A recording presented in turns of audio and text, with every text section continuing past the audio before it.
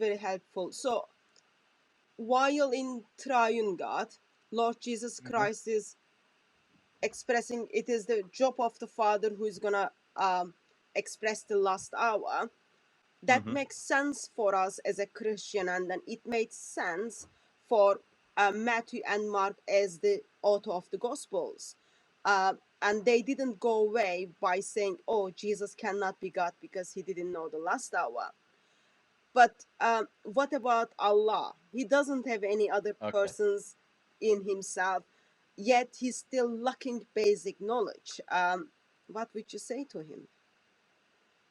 Yeah, so so here, just as a reminder to people of what you said, Muhammad wanted to portray his deity as all-seeing and all-hearing. You know, he knows everything, right? Those are even names of Allah, the all-seeing, the all-hearing.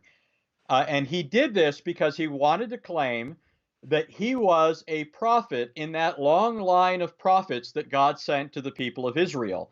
Uh, you know, in the Quran, it lists numerous prophets, and it says that Muhammad is the last of those prophets and the seal of those prophets.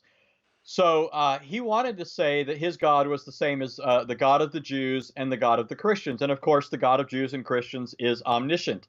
So let me give two passages of the Quran where Allah does this, just so people can see that this is at least the claim of the Quran, right? Yeah.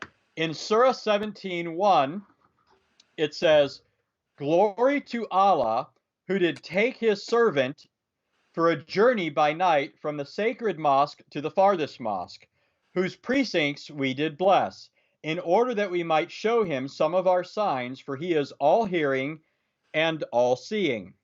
Okay, so that was Surah 17:1. Yeah. Allah claims to be all-hearing and all-seeing. Similarly, in Surah 458, it says, "Allah doth command you to render back your trust to those to whom they are due. And when you judge between man and man, that you judge with justice. Verily, how excellent is the teaching which he has given you, for Allah is all-hearing and all-seeing." Okay, so this establishes that at least Muhammad claimed that his God was omniscient. Yeah. Okay, but there's a slew of problems here. Not the least of which is that both of these passages actually show us that Allah is not omniscient. Yeah. Right? We don't even need to go outside of these passages, or at least outside of what's relevant to these passages, in order to show that Allah is not omniscient. Surah 17:1, which I just quoted, is the passage that supposedly refers to Muhammad's night journey. Remember his supposed journey by night from Mecca to Jerusalem. It says that he was taken from the nearest mosque to the farthest mosque. Now, in the Quran, the phrase is al-Masjid al-Aqsa, right? The farthest mosque. Yeah. According to various hadith, I'm not going to read all of these, but if anybody needs them, I'm happy to give them. But according to various ahadith, the Sirat of Ibn Ishaq, the tafsirs of men like Ibn Kathir, the farthest mosque refers to Bayt al-Maqdis, which is just the Arabic equivalent of Beit ha-Maqdish, which is the Hebrew phrase referring to the temple in Jerusalem. Now, here's the problem. There was no temple in Jerusalem in the days of Muhammad. The temple had been destroyed in the 1st century. So in the 7th century, when Allah is telling us in the Quran that he took his servant, supposedly Muhammad — by the way, the verse is actually ambiguous, even though Allah claims to be clear. Another example of Allah not knowing everything, because his Quran is not clear. But in 17:1, it's supposed to be Allah taking Muhammad, his servant, to the temple in Jerusalem, but there was no temple there. Isn't Allah all-seeing and all-hearing? Couldn't he see that there was no temple there? Didn't he hear that the temple had been destroyed in the 1st century? You know, you asked me who my favorite characters are in the Bible. At times, one of my favorite characters is Elijah the prophet. Because remember when Elijah was mocking the Baal worshippers because their God wasn't responding to them, Yeah. during the contest, and he says, "What's wrong? Why can't your God answer? Can he not hear you? Shout louder." Maybe your God, he literally says, maybe your God is urinating and defecating. He says of the deity of the Baal worshippers. Now, I don't think that this is, by the way, it's even more relevant than one might realize, and I won't go into this now, but there's plenty of evidence that the worship of Allah in Arabia came to them from Baal worshippers. That Allah actually was a idol named Hubble. They called it Allah, their chief deity, and they received it from pagans who regarded it as their Baal. But in any case, here we have an example of Allah claiming to be all-hearing and all-seeing, while demonstrating at the same time that he doesn't know what he's talking about. Right? Allah didn't know there's no temple in Jerusalem. Maybe sometimes, people have, like, I wear glasses because I can't see distance. And my left ear doesn't hear well. It just doesn't work. Maybe Allah does have some of those practical issues, but probably in the time of Muhammad, there were no booths for him to go and get glasses and ear doctors. Anyway. Yes. And you know what? That wouldn't be too far of a stretch, because if you look at the Hadith literature, Allah lives in a house, looks out over a balcony. He's behind a veil, and it screens him from people. Yeah. So here you have all these otherwise human sorts of things being associated with Allah. I don't think it'd be too far of a stretch to say Allah has bifocals or spectacles or hearing aids, but maybe didn't have them in on that occasion. But one thing we can say for sure, Allah did not know his history. He didn't know that there was no temple in Jerusalem. He seems to have missed the report.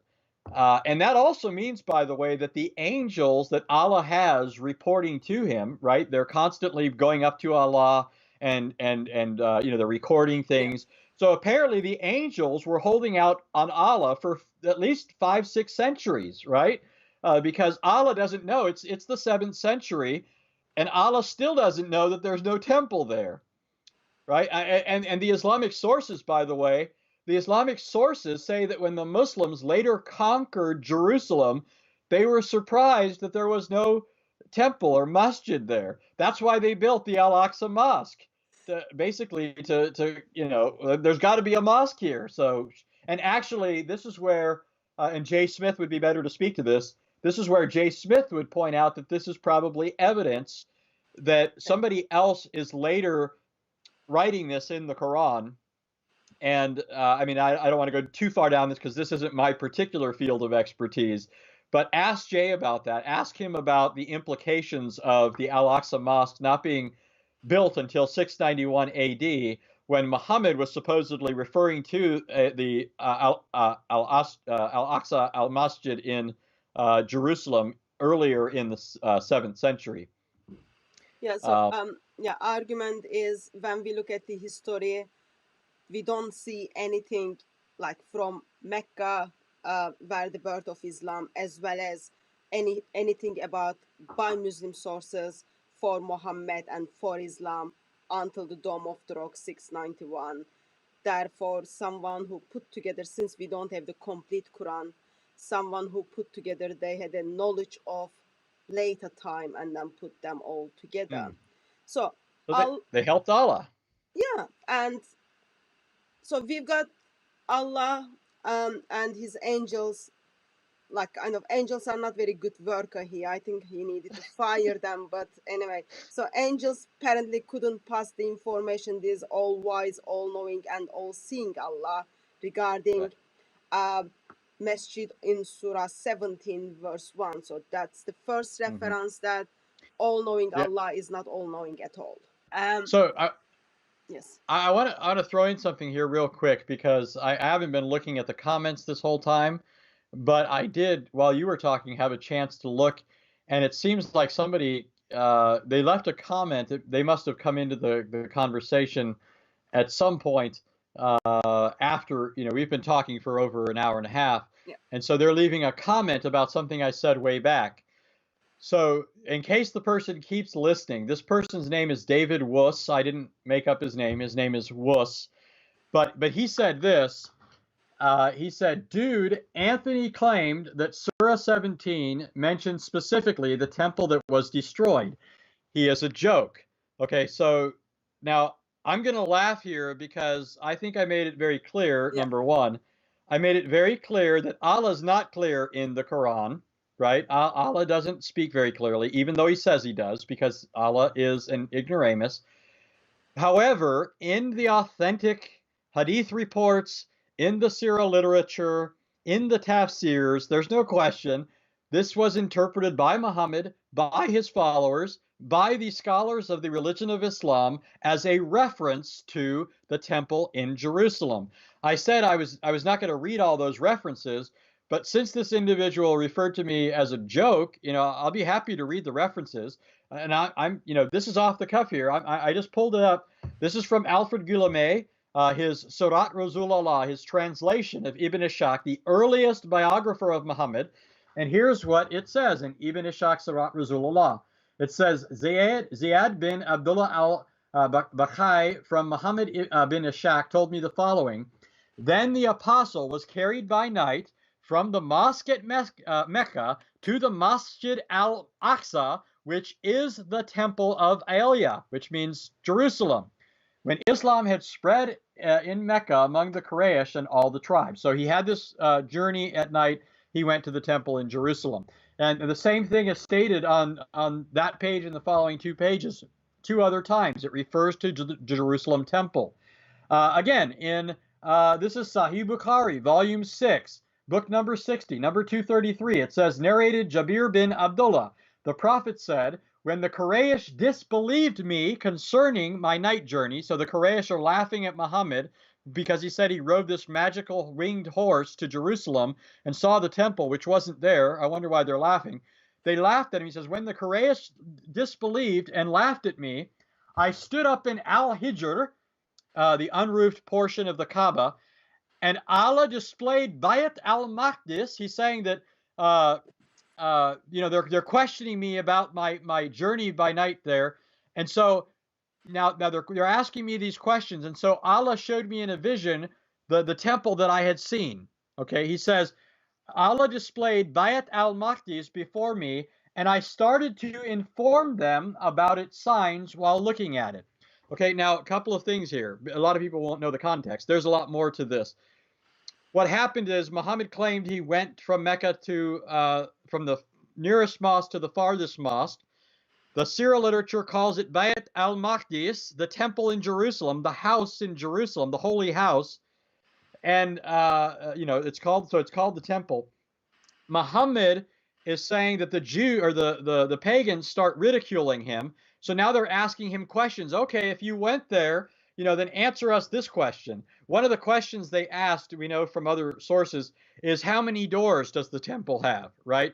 And so Muhammad says he didn't count the doors when he was there. So Allah shows him this vision so that he can count the doors while they're asking him this. But notice what he calls it. He calls it in the hadith, Bayt al-Maqdis. So this is interpreting Surah 17:1. Surah 17:1 says the farthest mosque. The hadith says Bayt al-Maqdis, the temple. So all the Islamic sources interpret this as the temple in Jerusalem. So the person who called me a joke is a joke together with Allah for actually pretending that this was made up. I don't know if this person is a Muslim. I don't mean to be at all disrespectful, but if you're going to slander someone, you should at least know what you're talking about. You should pay attention to what the person said, and then measure your words carefully. I've studied these things for over 20 years. That doesn't mean I'm infallible, but I can assure you I'm not just making stuff up. If I don't know something, I'll talk like Allah and say on that occasion, perhaps this, maybe that. Okay, but when I know something, I'm going to say it, and I said and spoke accurately. So Thank I you. hope that helps. Yeah, thank you for helping us to see actually you are much clever than Allah with the with the certain informations. And also Another reference for Surah 17 verse 1 is Sahih Muslim 309, which gives you the physical description of the masjid, description of the building. And also I am holding, this is like Sahih International translation of the Quran. Sorry, it's just falling. But in this translation, I have a footnote, and footnote just says that is the place in Jerusalem. So even like your Muslim, faithful Muslim translators are simply telling me the building Allah is talking in Surah 17 verse 1 is the building in Jerusalem, and then Hadith gives you all the descriptions. Yes, yes. Well, I think so. I gave several examples. I have others, but maybe we can take some questions before concluding, or Yeah, I'm keeping eye on the chat. Apparently, I didn't come a kind of cross with proper response or proper rebuttal or the questions. All I had, there were a couple of comments. People were simply discrediting discrediting the hadith. So there was a comment on Abu Huraira that he was actually like liar, because of that he got beaten, but that was all it. So I am assuming there is intentional action in the chat, that even I can see there are Muslims there. They don't want to kind of tell us about the knowledge of Allah, but inshallah Allah will guide them so they can come up with proper rebuttals. yes. Yeah, sadly, Muslims are silent when it comes to Islam. But if we are talking about Christian scripture or Christian faith, like question after question comes.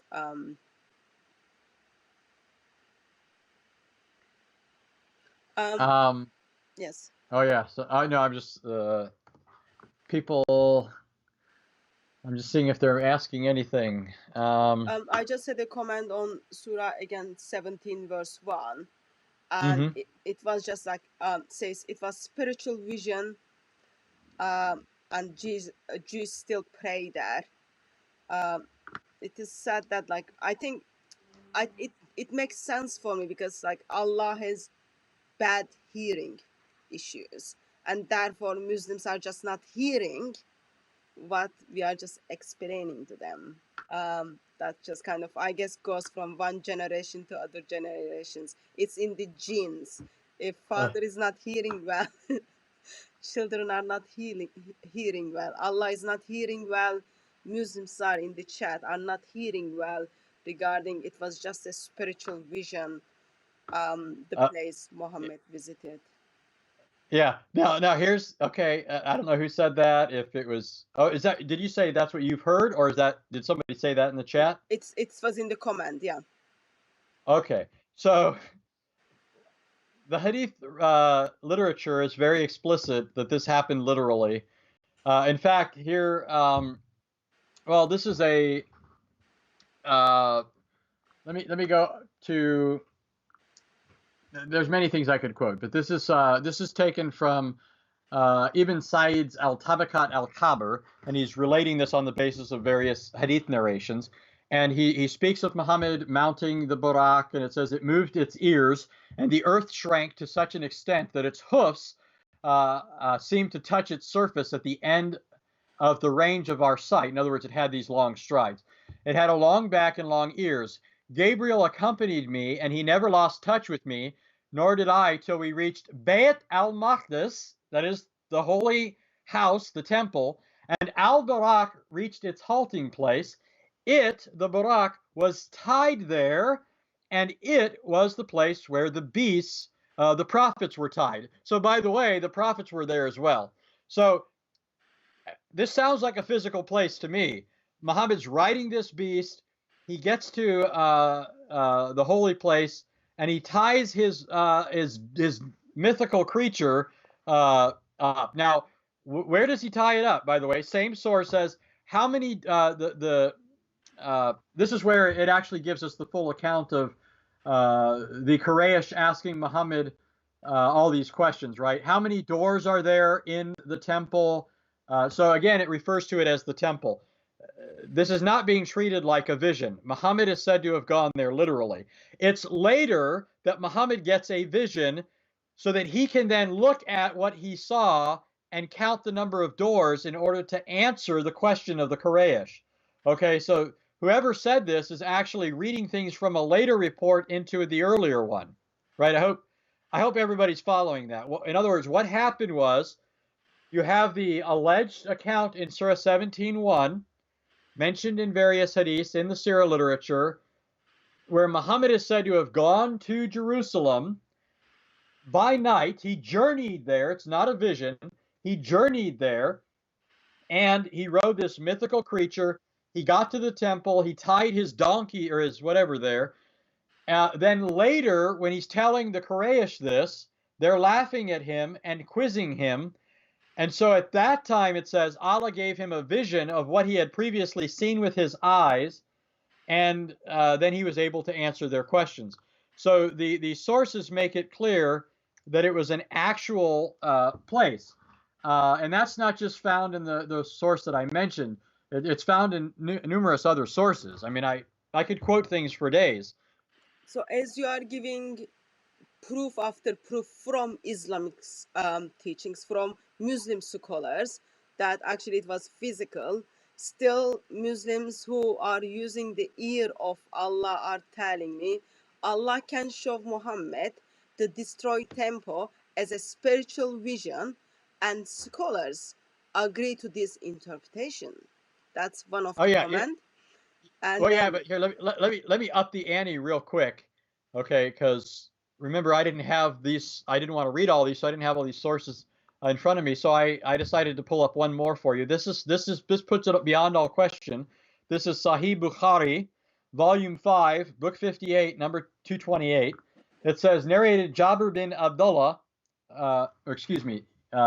narrated Ibn Abbas, regarding the statement of Allah, and we granted the vision, right, which we made you see as an actual eyewitness, was only made as a trial for the people. So Allah is saying that this vision was an actual eyewitness. In other words, it's not the kind of vision that a person can have merely in their head.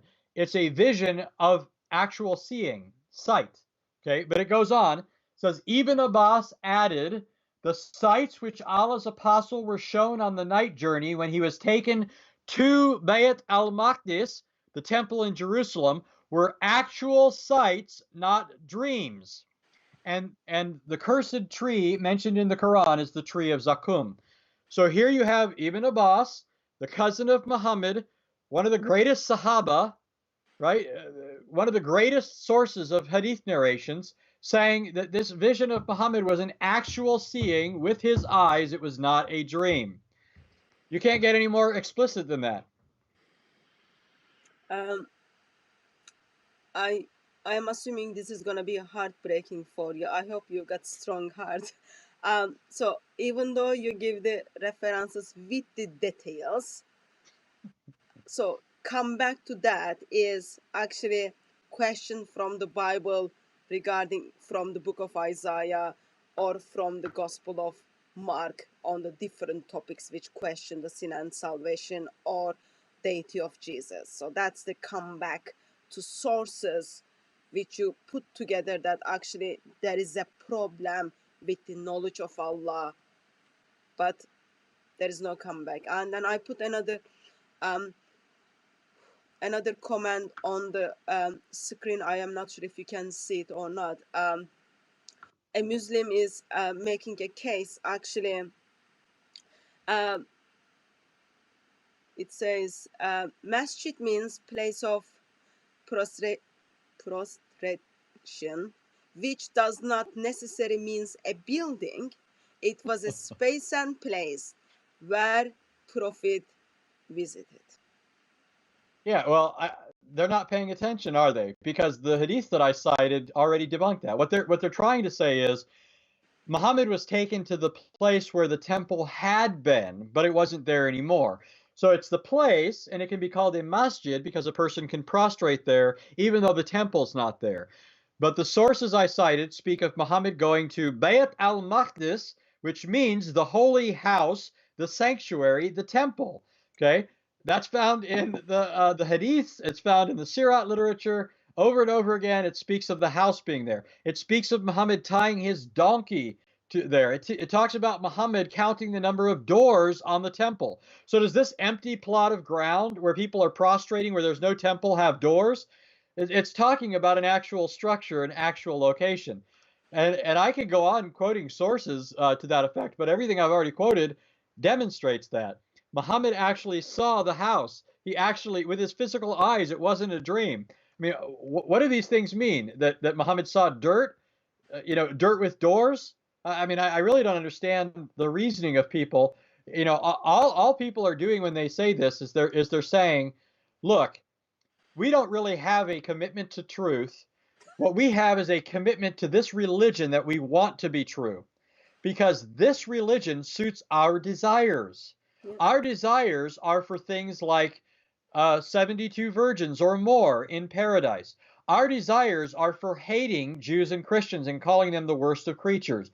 Our desires are for this and for that. And Allah caters to these desires. Allah allows us to be these sorts of people, to look forward to these sorts of things.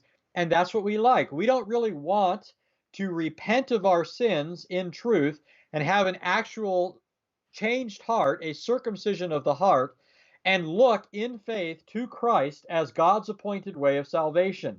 Okay? Because if it was the case that somebody wanted the truth, then they would come to the light. They wouldn't make ridiculous excuses to remain in the dark. And that's what they're doing. It just doesn't make any sense to say, oh, it's not really a temple when it's got doors. Muhammad's tying his donkey to it. He says he sees it. I mean, how much clearer does it have to be?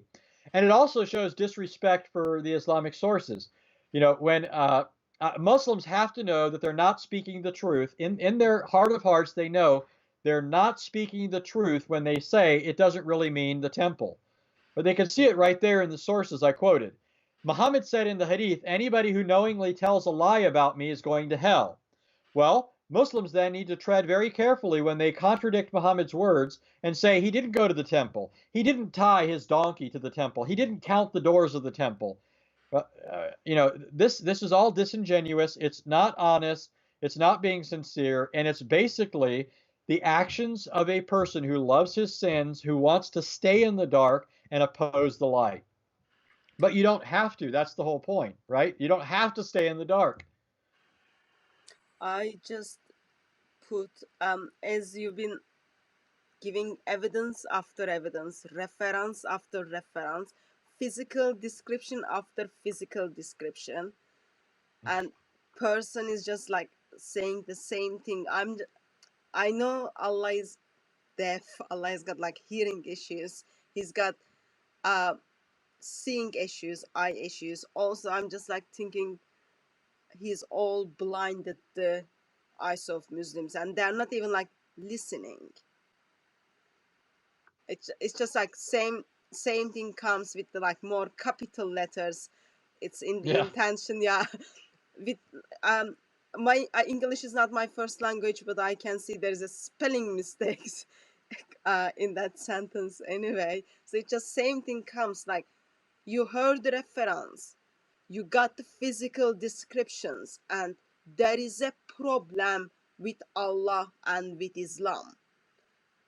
And repeating the same thing again and again, or questioning Christian scripture on the different topic is not going to help you.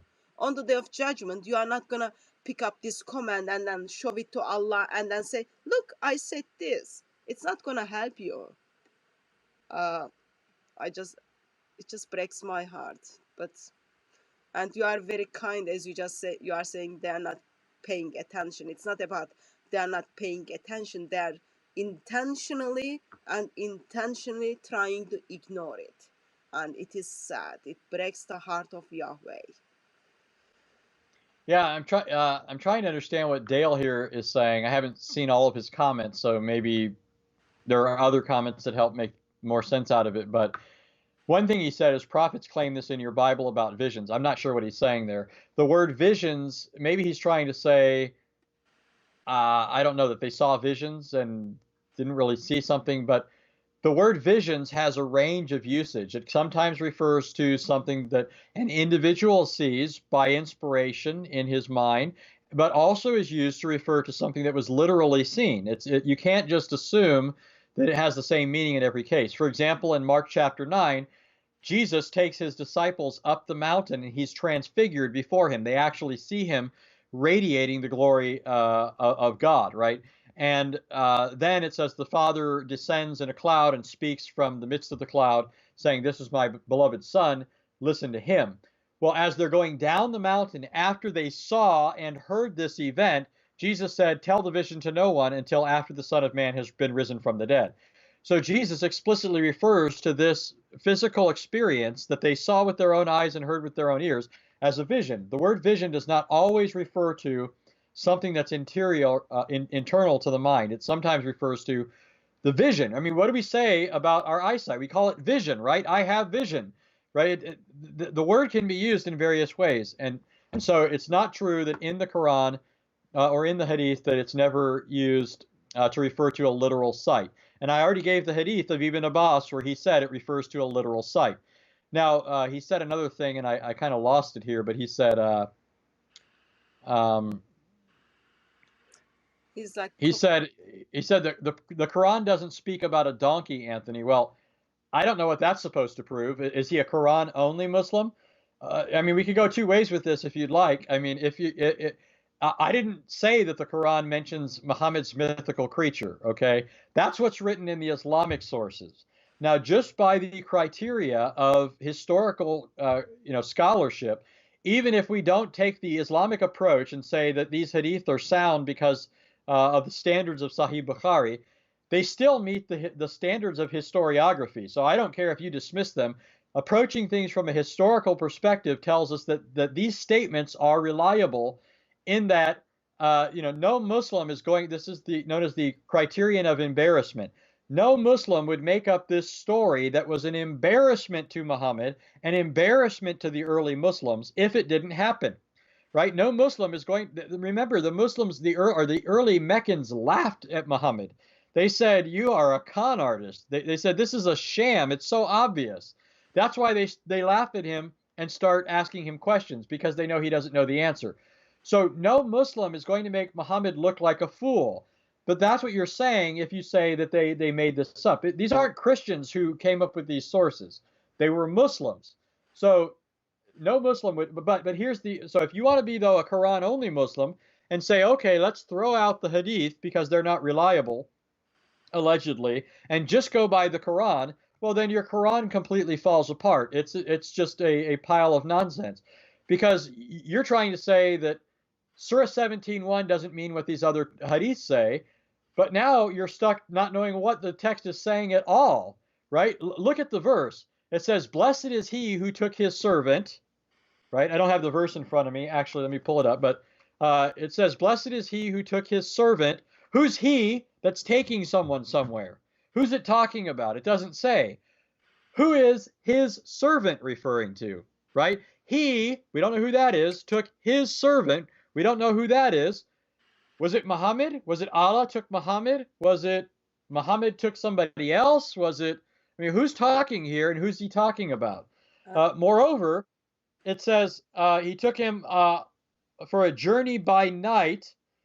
What kind of journey was this? Did he take a taxi? Did he take, I mean, what does he mean? Was he traveling on foot? Was he hoofing it? Was he riding a camel?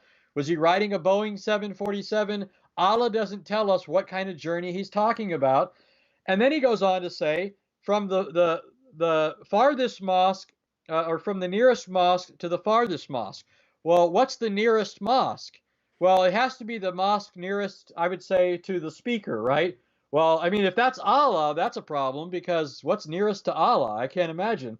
But if it's talking about the person who takes the journey, whoever that is, we don't know. Well, we need to know who that is to know what the nearest mosque is. Nearest to what? Nearest to who? And then what would be the farthest mosque from that? How do we know unless we know where the nearest mosque is? I'm sorry, but if you're going to dismiss the Hadith, bye bye Quran, because the Quran makes no sense. And what in the world is this verse even there for? Because as soon as Allah says, "Blessed is he who took his servant for a night journey from the nearest mosque to the farthest mosque, and showed him some of our signs," it suddenly switches topics and says, "We gave Moses the book and gave it as a guidance to the children of Israel." What is this story all about? There's no way to tell from the Quran by itself. So, The only way you can tell is if you read the Hadith, if you read the Sirah literature, if you read the tafsirs. You're not helping Allah out by condemning all the early Muslim sources that tell us what this means. but he's making now very good case. This is very good case. He responded saying, I am not Quran only Muslim. I use common sense and logic. Well, I think that Allah should have used common sense and logic. He should have used common sense and logic when he spoke the Quran without being clear and exhaustively detailed, like he says over and over again in the Quran, right? He gives us this gobbledygook that nobody can make sense out of apart from innumerable other sources that Muslims use logic and common sense to dismiss. But now here's the problem. Again, not only with the Quran, those sources are supposedly from your prophet, right? If your prophet delivered these sources and you're applying logic and common sense to them and you're saying, I reject them, they're rubbish, what you're telling us is that your prophet was irrational and guilty of speaking foolish nonsense. Right? You might say now, well, I don't believe he really spoke those things, but what's your proof? You can't just say these things weren't spoken by Muhammad. Muslims claim that we've got this sound system of sifting out true narrations from false narrations, and they've got all their alleged criteria, that the chain of transmitters is unbroken, that the people in these chains are known to be reliable people, that these people could have possibly known each other and thus we could have such a chain. They say that this is a reliable way of knowing the accuracy of these reports. So what's your evidence that these are reports that aren't reliable, right? I mean, but now I'm happy to apply logic and common sense to the Hadith material and say this is nonsense if you want to, but then you don't get to put on the brakes when I apply the same logical faculties to the Quran and say this book is unintelligible nonsense, right? The same logic that I get to use to critique the Hadith that you use to critique the Hadith is the same logic I'm going to use to critique the words that your prophet said he got from his God. Remember, Muhammad is the same person that you supposedly get the Hadith from is the same person you supposedly get the Quran from. If that guy was a buffoon and couldn't be trusted to speak an intelligible word, then why trust that he's reporting something intelligible from this God that he believes in? I am just looking at the comebacks. So suddenly topics change to the attacking the Christian faith or asking the questions on non-Quranical gospels, those kind of things. But there is another comment. Seems copy and paste of Bukhari. So this is the Bukhari like he throwed out. So he picked another part of Bukhari. And it says, so this is not the like throwed away part, but other part. In Bukhari, it is related that when the angel came to the Holy Prophet on another night, his heart saw and his eyes slept, but his heart did not sleep. But their hearts did not sleep. Then Gabriel accompanied him and carried him to the heaven. Sahih Bukhari 61:24. So that's the comeback. Not sure what to make of it. Beside like all Islam contradicts itself and messed up, and it's not only Allah fails basic knowledge, but Allah fails basic common sense. But that's what my common sense says. So one of the things, this could get very technical and involved, but one of the things that does have to be done is sort of, you group all these hadiths together and you try and figure out something of a chronology, which is very difficult to do, right? Because the hadith don't really provide a chronology. They're just these sections of things Muhammad said or did that are just right there in Bukhari. There's nothing before or after them, right? So we have to realize when we read these that, well, we're limited at this point, right? We know that it comes after something if he refers to it, right? Yeah. If it's being made as a historical statement. Well, at the same time, we get hadith narrations where Muslims are actually arguing with each other. I have one of the examples I was going to give of Allah not being all-knowing in the hadith is I wasn't going to bring up this particular hadith, but what happens is in a hadith, two Jewish women go to Aisha, and they say to Aisha that people are going to be tormented and tested in their graves. And it says that Aisha shuddered when she heard about this, right? That people, when they're in their graves, are going to suffer and be tested. And so when Muhammad comes, Muhammad at first is very upset that these Jews said that to her. You know, he doesn't like what they said. It's not true. But then Muhammad leaves, and he comes back later and finds out, he found out from Allah, no, it's true, that people are actually going to suffer in their graves. And this is where suddenly Muhammad starts hearing voices from graves, right? He walks by a grave and he hears Moses praying. He hears Jews wailing in their grave because they're being tormented. He says that people hear his greetings to them. And then he even says that whenever people greet him, Allah puts his soul back in his body and he hears their greetings. It's just all this craziness comes out of his initially finding out from the Jews that people are alive in their graves, right? And anyways, but we're told in one place that Aisha, when Aisha didn't believe that something somebody told her was true. She thought that they had misunderstood a hadith from Muhammad, right? So this hadith actually reports Aisha's opinion. And so some scholars will say, okay, Aisha's opinion is probably right? But then what you find out is all the hadith is really doing is telling you this was Aisha's opinion until she's been later corrected by another person who had a reliable chain from Muhammad who couldn't be contradicted. And so all I'm pointing out here is simply quoting a hadith that contradicts all these other sources doesn't mean, number one, that the hadith is unreliable. It could have been a real report from someone. But two, it doesn't mean that it's the true account. It doesn't mean that it's the account that Muhammad actually, comes from Muhammad. So there is a lot involved here. But my observation is simply that you've got this consistent flow from the hadith in Bukhari to the tafsir, to the sirat. All these sources speak of it as a literal event that Muhammad actually saw. And so, simply finding a statement that might appear to contradict it isn't sufficient. And on the another kind of side of it, it shows today, 21st century Muslims can't even trust the customs of Muhammad. And like if they start questioning which hadith pick, which hadith throw away, or which hadith you make a barbecue from, it's all gonna end up in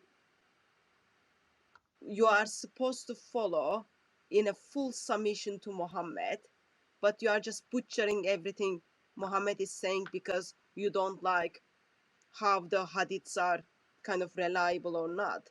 You don't even trust them today. And of course, we are not surprised to see there is a big, even like Muslims in House of Muslims, they disagree with one another actually what Muhammad really did and what Muhammad really said. And that's just like sad. And yeah, I'm not getting any good help from Muslims from the comment. Yeah, just sad. It is sad because you are making a case that there is a problem in the knowledge of Allah according to Islamic sources, and all Muslims are doing like jumping from one branch to other branch in the forest, and they think like that forest is never gonna stop, never gonna finish, so they will survive there. But no, that forest is gonna finish one day. That branches you are jumping from one to another, it's gonna destroy one day, or it's gonna come to the end, and in that end it might be too late for you.